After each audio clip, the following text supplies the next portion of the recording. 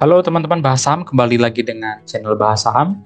Pada kesempatan kali ini saya akan mencoba membahas salah satu emiten yang menarik perhatian saya, yaitu saham Java atau JPFH ya. Untuk emiten ini sendiri bergerak di bidang peternakan ayam dan juga produksi dari bibit-bibit unggul dari ternak ayam ya teman-teman. Kenapa membuat saya tertarik dengan emiten ini? Karena secara umum kalau kita lihat di sini pergerakan harga sahamnya dia terjadi penurunan signifikan dari tahun 2021 ya teman-teman sampai dengan periode sekarang di tahun 2024. Nah, saya kan selalu membahas emiten ini dari sisi fundamental dan juga teknikal, dan terakhir nanti akan saya bahas mengenai sentimen-sentimen yang mungkin mempengaruhi pergerakan emiten ini. Baik, yang pertama dari sisi fundamental, mengapa ini menarik? Dari sisi laba bersihnya, emiten ini sudah mengeluarkan laporan sampai dengan kuartal ketiga, di mana dia mencatatkan laba bersih sebesar 937,2 miliar. Emiten ini memang di sini terlihat mengalami penurunan pendapatan atau laba bersih mencapai 33,9% dari periode tahun 2022, yang dimana di situ dia mencapai 1,4 triliun teman-teman. Nah, memang terlihat di sini dari pergerakan emitennya tadi yang terus menurun, di sini juga memang terbukti karena adanya penurunan dari sisi laba bersih ya teman-teman. Nah, hal-hal apa saja yang mempengaruhi penurunan laba bersih ini? Seperti biasa saya langsung melihat dari sisi laporan keuangannya, dari pos-pos mana saja yang berpengaruh. Yang pertama, dari sisi laporan laba rugi untuk penjualan netonya di sini terlihat sungguh mengejutkan ternyata teman-teman. Dia meningkat dari periode 2022 yang sama di kuartal ketiga dari 36,7 triliun ternyata meningkat menjadi 37,7 triliun. Kurang lebih ada peningkatan 1 triliun teman-teman. Nah, jadi bisa saya simpulkan sebenarnya untuk performa emiten ini mengalami performa yang meningkat ya teman-teman, karena penjualannya itu ada peningkatan. Nah, kemudian dari sisi hal lain seperti beban pokok dan beban lainnya, disinilah yang membuat kenapa peningkatan tadi itu jadi sifatnya semu atau bahkan tidak nendang dengan kenaikan labanya. Di sini untuk beban pokok penjualan itu meningkat ternyata teman-teman dari 30,6 triliun menjadi 31,8 triliun. Kurang lebih ada peningkatan 1 triliun. Sehingga tadi memang peningkatan dari penjualan itu ternet off dengan peningkatan beban pokok penjualannya. Sehingga di sini dari laba bruto dia hanya 5,9 triliun, yang sebelumnya malah lebih tinggi 6,1 walaupun memang tidak signifikan. Dan kemudian pengaruh pos-pos laba lainnya, maksud saya pos-pos beban lainnya itu, sehingga untuk laba usahanya di sini terlihat jauh signifikan dari 2,5 malah menurun ya teman-teman menjadi 1,9 triliun. Sehingga pada akhirnya untuk laba periode berjalan yang dapat diatribusikan kepada pemilik induk itu hanya mencapai 937 miliar dari yang sebelumnya mencapai 1,4 triliun. Itulah mengapa emiten ini memang jelas terlihat ada penurunan dari laba. Tapi itu tadi yang menarik menurut saya, poin pertama yaitu adanya penjualan neto yang lebih tinggi sebenarnya. Berarti dari sisi penjualan, emiten ini tetap mengalami yang namanya peningkatan penjualan, yang artinya dari performanya meningkat teman-teman. Itu hal yang perlu diperhatikan ya. Dan ini juga menjadi poin penting kepada saya kenapa saya melihat untuk melirik emiten ini. Baik, kemudian coba kita lanjutkan dari sisi ekuitas. Untuk ekuitasnya memang meningkat ya teman-teman. Kalau kita lihat di grafik, dari periode 2018 sampai dengan 2023 konsisten meningkat ya teman-teman. Jadi cukup menarik hingga sekarang mencapai angka 13,168 triliun. Di mana tahun 2018 dia hanya mencapai 10 triliunan teman-teman. Baik, sebelum lanjutkan, kita lihat tadi laba bersihnya. Kenapa saya juga menjadi penasaran dengan emiten ini? Karena memang kalau kita lihat di tahun 2020 dan tahun 2019, emiten ini laba bersihnya menurun ya teman-teman. Jadi ini terlihat adanya cerminan grafik yang sama dari periode 2018 sampai dengan tahun 2020. Di tahun 2021 sampai dengan 2023. Artinya apa? Nanti kemungkinan besar di tahun depan ataupun beberapa tahun mungkin ke depannya akan terjadi lagi grafik di mana emiten ini akan meningkatkan kembali laba bersihnya. Jadi sehingga disitulah mungkin harga saham dari emiten ini akan dikerek naik sesuai dengan performanya. Karena historis itu kemungkinan besar akan terulang teman-teman. Di sini di tahun 2021 terjadi peningkatan signifikan dari laba bersih. Saya yakin nanti akan ada siklusnya di mana emiten ini juga akan mengalami peningkatan laba bersih yang lebih tinggi dari periode 2023, 2022, bahkan atau mungkin 2021 dan 2018 teman-teman. Baik, kemudian dari sisi EPS emiten ini mencapai angka 107, memang sebanding dengan pencapaian labanya memang terlihat menurun ya kalau kita lihat setahun kan. Kemudian dari sisi saham beredarnya mencapai 11,7 miliar lembar, sama dengan periode-periode sebelumnya. Dan untuk utangnya di sini mencapai angka 20,6 triliun. Kalau kita lihat di grafik, memang dari tahun 2018 terjadi peningkatan ya teman-teman untuk utangnya, yang di mana signifikan itu terlihat di tahun 2022 sampai dengan 2023 ini. Kemudian untuk penambahan kas, terlihat di sini ada penurunan sebesar 354 miliar ya. Kemudian untuk posisi kas pada akhir tahun itu mencapai 1,4 triliun, lebih tepatnya di kuartal ketiga tahun 2023. Ini juga merupakan cukup bagus menurut saya. Nah, kemudian dari sisi utang dibandingkan dengan aset bersih, memang ini hal yang menurut saya kurang saya suka ya teman-teman, karena untuk utangnya sendiri jauh melebihi nilai keseluruhan aset bersihnya. Dihargai sebesar 1,57 kali total dari aset bersihnya. Ini merupakan hal yang menurut saya kurang bagus, karena dari sisi likuiditas saja apabila terjadi apa-apa terhadap emiten ini, dia tidak akan mampu melunasi dengan keseluruhan aset bersihnya.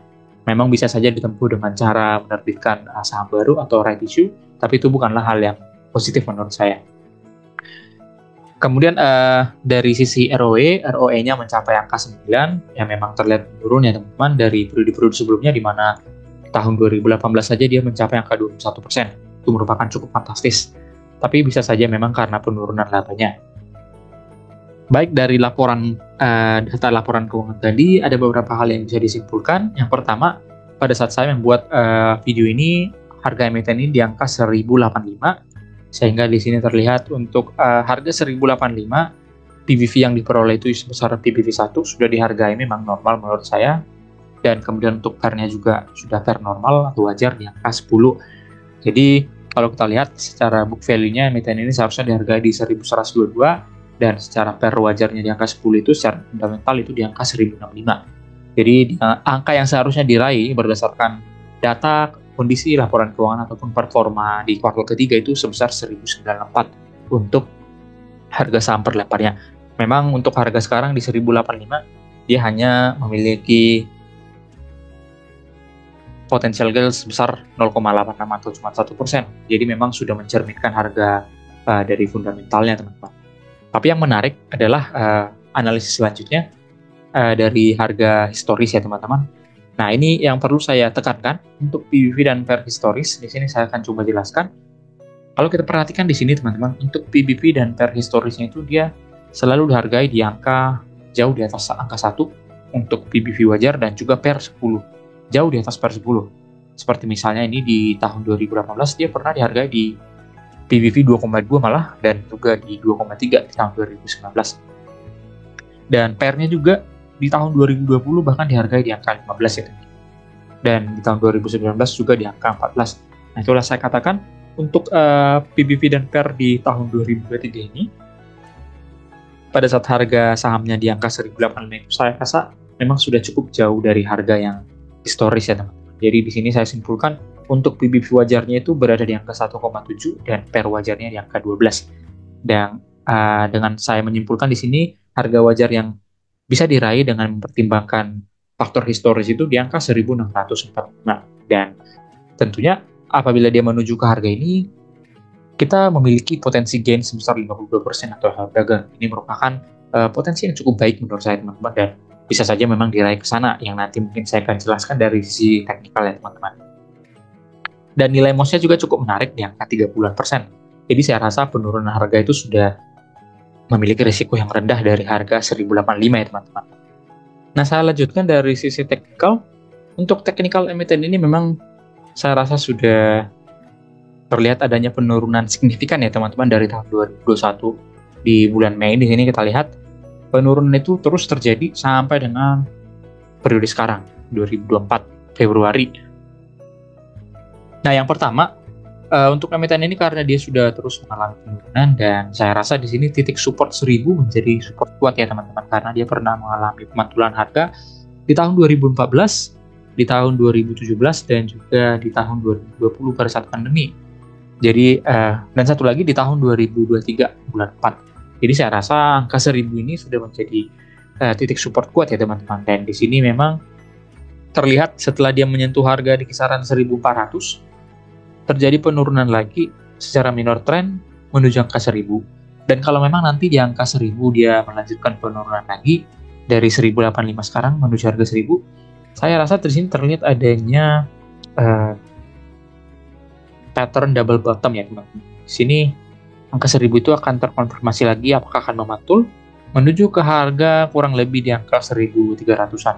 Dan saya rasa ini mungkin saja menuju ke angka 1.600 ya teman-teman, sesuai dengan fundamental tadi. Dan kalau memang nanti pattern double bottomnya di sini terkonfirmasi, kemungkinan dia akan menuju ke angka 1.600-an, sesuai dengan harga wajar secara historis tadi.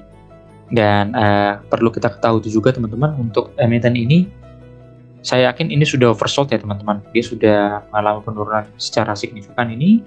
Hanya saja dia pernah mengalami peningkatan di kuartal kedua ya, tahun 2023. Tapi saya yakin sih ini akan terlihat menurun kembali memang di sini di kuartal ketiga. Dan kemungkinan besar nanti potensinya di tahun 2024 ini akan mengalami peningkatan. Walaupun memang tadi dari sisi kinerja tahun 2023 menurun ya, tapi bisa saja nanti di tahun 2024 akan terjadi peningkatan. Jadi saya rasa cocok untuk ya diperhatikan untuk emiten ini teman-teman. Mungkin bisa menunggu di angka 1.000 karena ya saya yakin tadi angka 1.000 itu menjadi titik support, dan kalaupun memang turun dari harga 1.000, kemungkinan dia akan menuju ke harga yang lebih rendah lagi di harga 700-an teman-teman. Semua kemungkinan ada, jadi saya sarankan untuk emiten ini sebaiknya di wait and see dulu. Kalau memang dia terkonfirmasi meningkat di harga 1.000 atau mengalami pembalik harga di harga 1.000, kemungkinan akan mengalami penguatan ke 1.500 atau bahkan ke 2.000 di sini teman-teman. Dari sisi teknikalnya.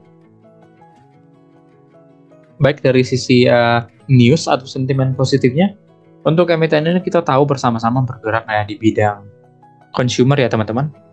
Atau lebih spesifiknya itu bergerak di bidang peternakan yang berhubungan dengan ayam ya teman-teman. Dan kita yakin sih sebenarnya untuk konsumsi ayam itu saya rasa akan tetap mengalami peningkatan karena itu menjadi konsumsi terbesar dari masyarakat secara keseluruhan ya teman-teman. Dan saya rasa untuk sentimennya di sini ada beberapa yang menurut saya positif, karena di sini ada beberapa analis masih merekomendasikan untuk beli, tapi memang harus memperhatikan money management ya teman-teman. Perlu diperhatikan titik-titiknya apakah memang masih mengalami penurunan kembali. Bisa saja seperti tadi kita jelaskan di teknikal bisa menurun ke harga 1.000, dan saya rasa untuk melakukan pembelian lebih baik pada titik 1.000 ya teman-teman.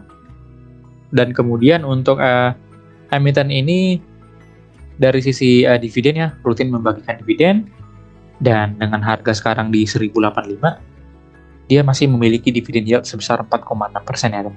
Jadi dengan membeli di harga sekarang dia masih memiliki dividen yield sebesar rate sebesar 4,61%, lebih tinggi dari bunga deposito. Ini merupakan hal yang cukup bagus atau menarik untuk investor di Indonesia ya teman-teman.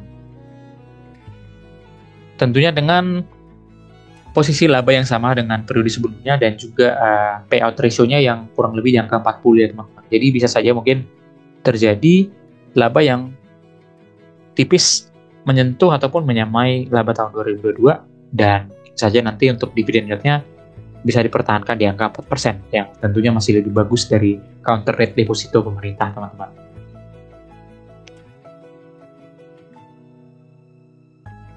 Baik, mungkin sekian pembahasan mengenai emiten Java. Keputusan membeli dan menjual tetap di tangan investor. Saya hanya berikan gambaran mengenai saham-saham yang menurut saya memiliki potensi ke depannya. Apabila teman-teman tidak setuju, boleh ditinggalkan saja. Dan kalau memang ada analisis lain, boleh di komen di kolom komentar. Jangan lupa klik like dan subscribe untuk kemajuan channel ini. Terima kasih.